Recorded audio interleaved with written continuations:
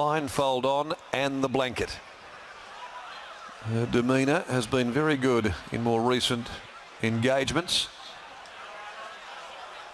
Now Stage Man about to make his way there. Second last year in this very race. Goes in. And now the attendants have the task of bringing up This'll Test Ya. So good in the Crawford. Can she go one better up against Miss Kentucky? This'll Test Ya's now into 320 favouritism. The red light is on. The field is set for the Prince of Wales. Stand by. They stand poised, ready. Light continues to blink. Gates spring now though, racing. Hot Zed took a backward step at the start. Stage Man straight to last. Indian Pacific got out of the gates brilliantly. This'll Test You, and I See Red charges forward. Express Time prominent. Nero Dio handy on the inside. Up there forward as well. Pans down a length and a half. Hot Zed picking up ground soon after the start. They're followed by It's a Ray Day, and around those there comes a time. Miss Kentucky in the back half of the field in front of the stablemate Amazinas. Last on the rail, Stage Man. Indian Pacific comes to the turn, 400 to go, a length clear. The mare, This'll Test You, breathing fire. Second, 2 lengths, Nero Dio. Wait for the gap, there's plenty of room. I See Red, pans down, comes a time. Hot Zed looking for a rails run. Indian Pacific, the leader. This'll Test You, though, closing it down. This'll Test You, Indian Pacific. Look at Miss Kentucky, though. Miss Kentucky, she's sprouting wings. She's coming, she's too good. Miss Kentucky, a dynamite win in the Prince of Wales from This'll Test Ya. Comes a time close up. Indian Pacific, It's a Ray Day. Pans down Amazinas next home. Hot Zed, Nero Dio. Stage Man, Express Time. And I See Red amongst the last of them home. She lifts the rafters off the roof at Ascot once again. Miss Kentucky. Again. Proves to be the Achilles heel of This'll Test Ya. Indian Pacific battling, comes a time close up with it on the line, but again she has had to do it in sensational style. First up in the Crawford, she needed that sprinkling of luck.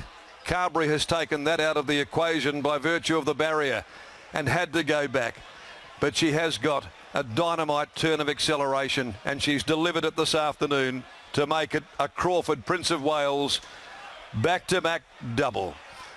In the Amelia Park colours, she had the crowd on their feet. Her last 150 as This'll Test Ya put paid to Indian Pacific, and just fleetingly looked as though she might be back in the winner's circle until Miss Kentucky erupted. And she has come with the most blistering of finishing runs in 57.23 to win by half a length. 3/4 second and third. She's a Eurozone mare from Tipsy Moment for Peter Walsh, who's had a few of those. M&P Chadwick as well, trained by Simon Miller, and Patrick Carberry in the saddle delivers the goods. 12 This'll Test Ya by Testarossa from Camille's Girl, Mitchell Pateman and Lucy Warwick. And Indian Pacific clings on to third in the photo by Zoo Star from Rosarino, Nev and Brad Parnham. Fourth, 5 comes a time behind those. Nero Dio, every hope, just couldn't go on. Hot Zed was squeezing up near the rail. But this is all about Miss Kentucky and her outstanding finishing run from where she was on the corner to cut them down and score.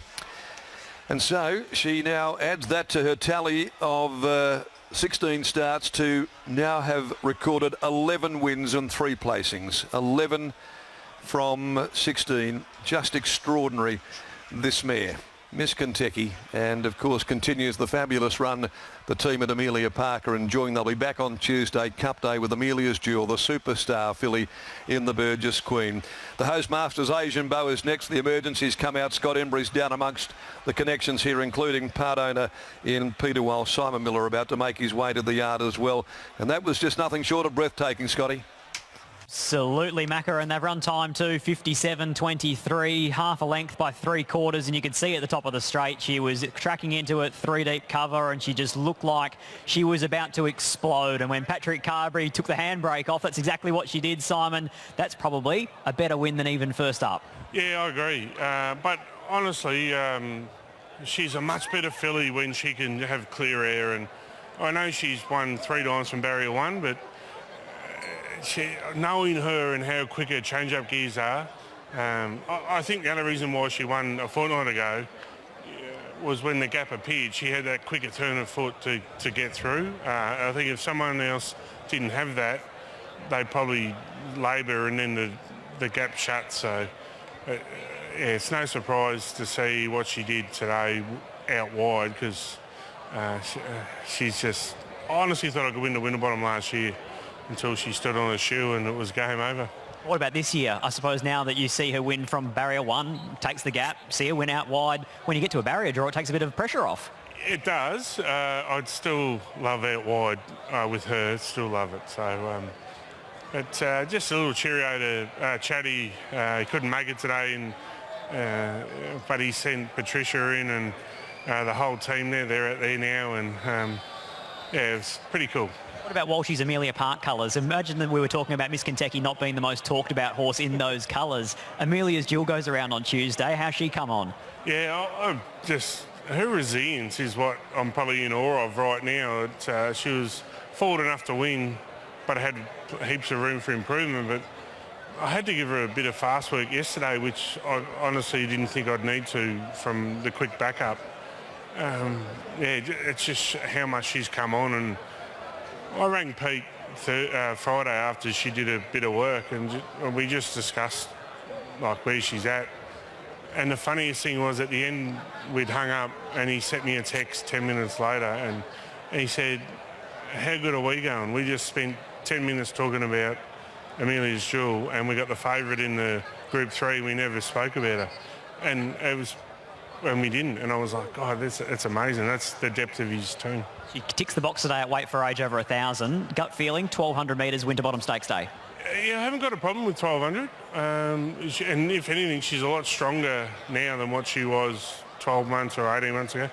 The 1,200 doesn't worry me. So it's more just get her in a happy headspace, and as long as Siobhan ticks her off in her work, then I'm happy. So she's no better judge than her. She rides her every day. Congratulations, exciting times. Yeah, it is. Just proud of my staff too. And Kinners, and she leads the charge, and I'll keep harping on her, but she does a lot of stress and I just cruise through it.